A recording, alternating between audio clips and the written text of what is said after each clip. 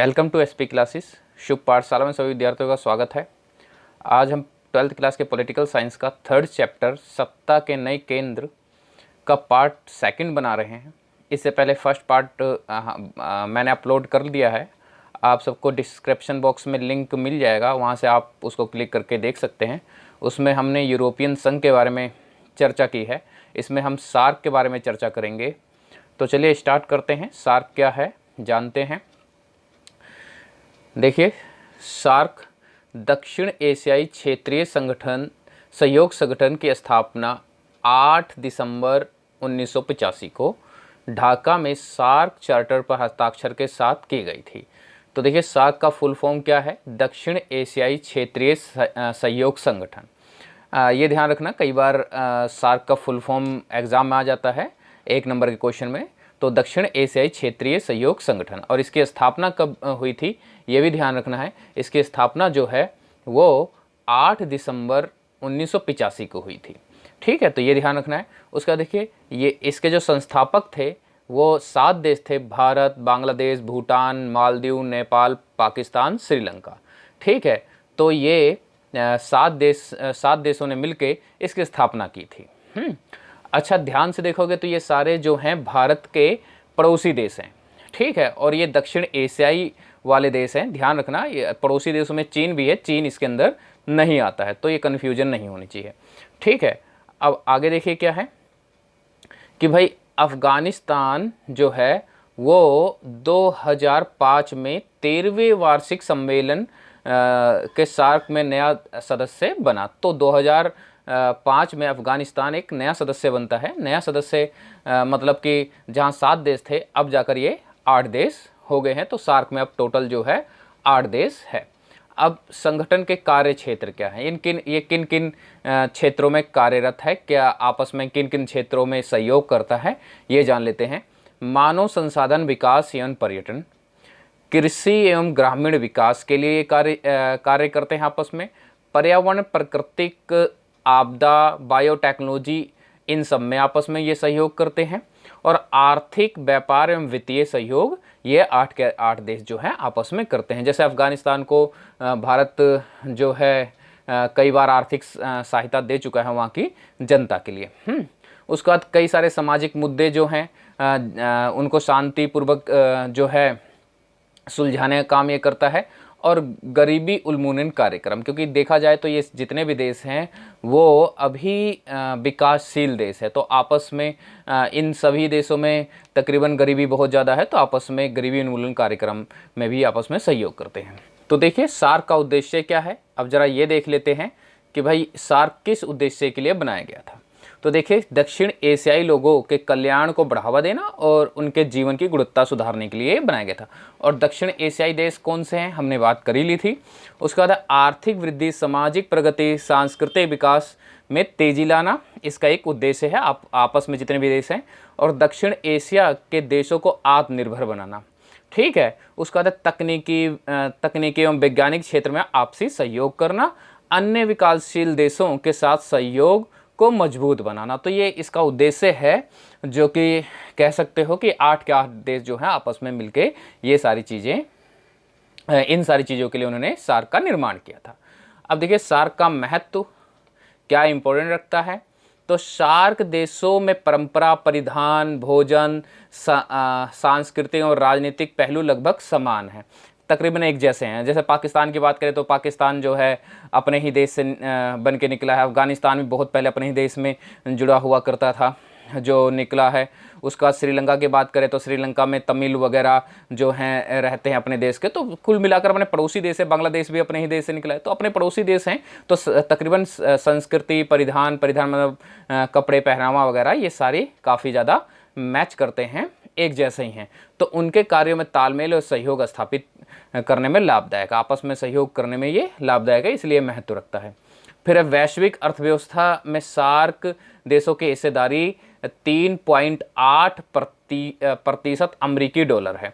तो ये वैश्विक अर्थव्यवस्था की बात की जा रही है, जिसमें कह सकते हो 3.8% काफ़ी ज़्यादा जो है वैल्यू रखता है। उसके बाद सार्क के सदस्य देशों में समान समस्याएं विद्यमान हैं। जितने भी सार्क के सदस्य देश हैं उनमें तकरीबन देखा जाए तो समस्याएं एक जैसे ही हैं, जैसे कि भाई गरीबी हो गई, जैसे कि भाई अलगाववादी प्रवृत्ति वाले हो गए। ठीक है, तो ये जो कह सकते हो कि समस्याएं तकरीबन सबकी एक जैसे है। फिर देखिए सार्क की उपलब्धियां क्या हैं, तो सबसे पहली बात तो इन्होंने मुक्त व्यापार क्षेत्र बनाया। ठीक है, अब साप्टा का निर्माण किया जिससे आपस में ट्रेड कर सकें। ये एग्रीमेंट 1995 में हुआ था, आपस में जो है ट्रेड कर सकते। और सार्क विश्वविद्यालय बनाया गया। ठीक है, तो सार्क विश्वविद्यालय का निर्माण किया गया है जिससे कि सांस्कृतिक और बाकी सारी चीज़ों की शिक्षा दी जा सके। तो इसकी एक उपलब्धियां हैं कि बनने के बाद इतनी सारी चीज़ें उन्होंने अचीव कर ली है। उसका देखिए सार्क की चुनौतियां क्या हैं, तो बैठकों की कमी। ठीक है, सार्क के जितने भी देश हैं उनकी बैठकें जो होती हैं, मतलब मीटिंग जो हैं, वो बहुत ज़्यादा कम रहती हैं। फिर देखिए साफ्टा की खुद सीमाएं हैं। इन्होंने कह सकते हो कि भाई व्यापार वगैरह के लिए प्रोटोकॉल तो कर लिया, लेकिन उसके अंदर इतनी सीमाएं हैं कि वो उतने मुक्त व्यापार वगैरह नहीं कर पाते हैं। ठीक है, फिर है भारत पाक का संबंध। तो भारत और पाक का संबंध सभी जानते हैं बहुत अच्छे नहीं हैं, और जबकि दोनों ही सार्क देशों जो सार्क संगठन है उसके दोनों ही मेंबर हैं। ठीक है, तो ये भी एक कह सकते हो कि इसके एक चुनौती है कि कई बार बैठकें नहीं हो पाती हैं, तनातनी बनी रहती है। ठीक है, तो ये सार्क की चुनौतियां हैं। ठीक, अब अगला पॉइंट वो देख लेते हैं, पॉइंट आसियान के बारे में देख लेते हैं। इसी बिंदु में हमें इसमें भाई यूरोपियन संघ के बारे में पढ़ना था, सार्क के बारे में पढ़ना था। ठीक है, आसियान के बारे में पढ़ना था, और रूस के बारे में पढ़ना है, इजराइल के बारे में पढ़ना है। जैसे जैसे होगा आगे इनके लिए वीडियो बना दिया जाएगा। तो अभी हम आसियान देख लेते हैं। ठीक है, देखिए आसियान क्या है, दक्षिण पूर्वी एशियाई देशों का संगठन है। एक क्षेत्रीय संगठन है जो एशिया प्रशांत के उपनिवेशित राष्ट्रों के बढ़ते तनाव के बीच राजनीतिक और सामाजिक स्थिरता को बढ़ावा देने के लिए स्थापित किया गया था। तो ये जो है एशिया प्रशांत के जो औपनिवेशी देश थे उनके बीच में जो तनातनी बनी रहती थी, और उस चीज़ को ख़त्म करने के लिए कह सकते हो आसियान का निर्माण किया गया था। और ये देखिए क्या है, दक्षिण पूर्वी एशियाई देशों का संगठन है। ध्यान रखना, दक्षिण पूर्वी एशियाई देशों का संगठन है। और इसका निर्माण कब हुआ, 1967 में आसियान घोषणा पत्र बैंकॉक में हुआ था, स्थापना की गई। और देखिए आसियान के संस्थापक को राष्ट्र हैं इंडोनेशिया, मलेशिया, फिलीपींस, सिंगापुर और थाईलैंड। ठीक है, इन्होंने आसियान की स्थापना की थी, 5 देश थे, और बाद में जाकर ये 10 देशों का सदस्य बन जाता है। बाद में ये 5 देश और जुड़ जाते हैं, ब्रुनेनिया, वियतनाम, लाओस, म्यांमार, कंबोडिया। बाद में इसमें 5 देश और जुड़ जाते हैं। ठीक है, ये देखो 1967 में इसका निर्माण हुआ था, और 1985 के बाद एक एक करके धीरे धीरे जो है 5 देश जुड़ जाते हैं अलग अलग समय में। ठीक है, फिर देखिए आसियान का आदर्श वाक्य क्या है, 1 विजन, 1 आइडेंटिटी, 1 कम्युनिटी। अब ये आदर्श वाक्य जो है ये याद रखना है, कई बार एग्जाम में आ जाता है, तो इसको ध्यान रखना है। ठीक है, और जो आसियान है उसको 8 अगस्त आसियान दिवस के रूप में मनाया जाता है, क्योंकि 8 अगस्त 1967 में ही इसकी स्थापना की गई थी, इसलिए 8 अगस्त को आसियान दिवस के रूप में मनाया जाता है। अब आगे देखिए क्या है, आसियान के 3 स्तंभ है, आसियान राजनीतिक सुरक्षा समुदाय, आसियान आर्थिक समुदाय और आसियान सामाजिक सांस्कृतिक समुदाय। अब आसियान राजनीतिक सुरक्षा समुदाय क्या है कि भाई इन्होंने एक तरह से सुरक्षा परिषद बना रखा है कि अगर इनके बीच में कोई मनमुटाव हो, कोई गलतफहमी हो, तो उसको शांति व्यवस्था से निपटाया जा सके।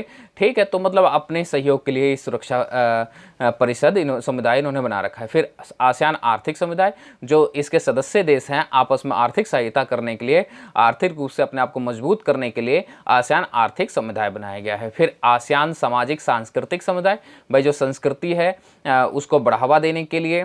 ठीक है, और संस्कृति जो आपस में 10 सदस्य देश हैं उनकी संस्कृति का किसी भी प्रकार से हरासमेंट ना हो, उसके लिए आसियान सामाजिक सांस्कृतिक समुदाय बनाया गया है। तो ये 3 स्तंभ माने जाते हैं, ये समुदाय जो 3 स्तंभ माने जाते हैं जो आसियान के लिए एक तरह से कार्यरत हैं।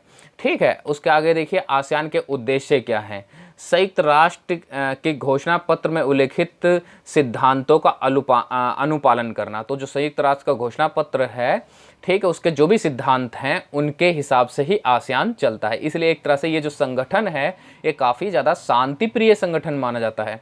उसका देते क्षेत्रीय शांति स्थायित्व को बढ़ावा और शांति, सौहार्द एवं एक समन्वय स्थापित करना। जैसे मैं पहले बता चुका हूँ कि आसियान के जो देश हैं वो काफ़ी ज़्यादा ये माने जाते हैं कि वो जितने भी कार्य हैं या आपस में मन मुटाव कुछ भी होगा उनके बीच में, तो वो शांतिपूर्वक जो है निपटाना ज़्यादा अच्छा मानते हैं।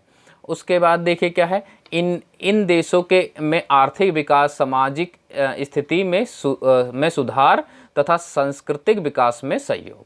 ठीक है, तो एक उद्देश्य इसका ये भी है कि भाई आपस में आर्थिक विकास करेंगे, जो इनकी सामाजिक स्थिति है, मतलब कि जो इनके लाइफ का स्टैंडर्ड है उसको अच्छा किया जाएगा, और जो संस्कृति है उसको बढ़ावा दिया जाए, जो संस्कृति है उसका भी विकास किया जाएगा। इसलिए हमने ऊपर भी देखा था, देखिए कि इनका एक सांस्कृतिक समुदाय भी है। उसका देखिए देशों के बीच आपसी विश्वास को बढ़ाना भी इनका एक उद्देश्य है कि आपस में विश्वास रखना। ठीक है, उसका देखिए दक्षिण पूर्वी एशिया के लोगों के जीवन स्तर को सुधारना। ये मैं पहले बता चुका हूँ कि भाई सामाजिक स्थिति को सुधारने का मतलब क्या है कि एक तरह से उनका जो जीवन स्तर है उसको बहुत अच्छा करना, और राष्ट्रीय एकता का सम्मान करना, मतलब कि आसियान के जो भी सदस्य देश हैं उनके राष्ट्रीय एकता के सम्मान करना, उसमें दूसरे देश जो हैं वो दखल नहीं देते हैं। ठीक है, तो ये इनका उद्देश्य है। फिर देखिए आसियान की उपलब्धियां क्या हैं। मेल मिलाव, टकराव रहित सहयोगात्मक संगठन है, एक तरह से बात कर ही चुके हैं। इसकी अर्थव्यवस्था के विकास की गति अमेरिका, चीन, जापान आदि देशों के मुकाबले तेज है। मतलब तेज का मतलब यहाँ पर यह है कि एक संगठन के रूप में ये काफ़ी तेजी से बढ़ रहे हैं, प्रतिशत के रूप में इनकी अर्थव्यवस्था काफ़ी तेजी से बढ़ रही है। फिर आसियान ने टकराव की जगह बातचीत की नीति अपनाई है। जैसे ही भाई कंबोडिया टकराव हुआ, तिमोर संकट आया, तो ये जो 12th में ज़्यादा डीपली जाना नहीं है इसको, कंबोडिया टकराव क्या है, तिमोर संकट क्या है, पर ये एक तरह से कह सकते हो कि जैसे तनातनी हो जाती है, आपस में टकराव हो जाते हैं, तो उसको बातचीत से ही निपटा लिया गया। ये नहीं हुआ कि भाई युद्ध का वो आ जाए, जैसे हमने इससे पहले भी बात की थी सार्क में कि भाई पाकिस्तान और भारत के बीच में तनातनी बनी रहती है, कई बार भाई बॉर्डर पे जो हैं सैनिक मारे जाते हैं और ये सब, तो लेकिन इनके बीच में ऐसा नहीं है, ये शांतिपूर्वक सारे मसले जो हैं हल कर लेते हैं। उसका देखिए आसियान ने मुक्त व्यापार क्षेत्र बनाने पर भी ध्यान दिया है। मतलब वही कि भाई एक तरह से कि जो व्यापार क्षेत्र है उसको मुक्त कर दिया, खुली अर्थव्यवस्था को अपनाया है आसियान ने भारत व चीन जैसे तेजी से विकसित होने वाले देशों के साथ भी ध्यान अपनी तरफ खींचा है। पहले आसियान देशों की तरफ इतना ध्यान नहीं दिया जा रहा था, परंतु जब इनकी अर्थव्यवस्था काफ़ी ज़्यादा विकसित होने लगी और ये काफ़ी ज़्यादा इन्होंने मुक्त व्यापार व्यवस्था जब अपना ली, एक खुली अर्थव्यवस्था अपना ली, और ये देखा गया कि भाई ये व्यापारिक रूप से अपने आप को तेज़ी से बढ़ा रहे हैं, तो अच्छे अच्छे विकसित देश अब इनकी तरफ बढ़ रहे हैं कि ये हमारे साथ भी व्यापार वगैरह करें। ठीक है, अब देखिए अगला पॉइंट है कि भाई भारत और आसियान के क्या संबंध है, भारत और आसियान के बीच में क्या संबंध है, ये थोड़ा हम देख लेते हैं। देखिए आसियान भारत का चौथा सबसे बड़ा व्यापार भागीदार है और भारत आसियान का 7वां सबसे बड़ा व्यापार भागीदार है। अब देखिए आसियान भारत का चौथा सबसे बड़ा भागीदार का मतलब ये है कि अगर भारत के नज़रिए से देखा जाए तो भारत में आसियान जो है व्यापार में जो आसियान के जो देश हैं वह सब व्यापारिक क्षेत्र में चौथा भाग रखते हैं, और भारत जो है वहाँ पर जो व्यापार करता है वो 7वां भाग रखता है। कहने का मतलब है कि छः देश क्या नाम है भारत से ज़्यादा व्यापार करते हैं। उसके आगे देखिए आसियान के साथ भारत का व्यापार भागीदारी 2016-17 में बढ़कर $7 अरब का हो गया था। ठीक है, तो ये एक अच्छी वो है, संकेत है, एक अच्छा संकेत है कि भाई उनके साथ हमारे अच्छे रिलेशन हैं, इसलिए हमारे व्यापार वगैरह बहुत अच्छे चलते हैं। उसका बाद सिंगापुर के अगुवाई में भारत और आसियान के निवेश बढ़े हैं और 2000 से 2017 तक ये 12.5% बढ़ा है। तो धीरे धीरे इनके साथ हमारे व्यापार अच्छे बढ़ते जा रहे हैं। भारत द्वारा विदेश में किए जाने वाले निवेश का 20% से अधिक हिस्सा आसियान देशों में जाता है। तो ये सारे जो व्यापारिक वो हैं, ये हमें बताते हैं कि आसियान के साथ हमारे जो संबंध हैं वो अच्छे संबंध है, जिसके कारण हम उनके साथ अच्छा व्यापार कर रहे हैं, वो भी हमारे साथ अच्छा व्यापार कर रहे हैं। इसलिए धीरे धीरे उनके साथ हमारे व्यापारिक संबंध और ज़्यादा अच्छे होते जा रहे हैं। तो आज के लिए बस हम इतना ही रखते हैं। इसके बाद जो अगला पार्ट आएगा तो उसमें हम कोशिश करेंगे कि भाई हम पूरा चैप्टर जो है वो ख़त्म कर दें। चलिए, थैंक यू।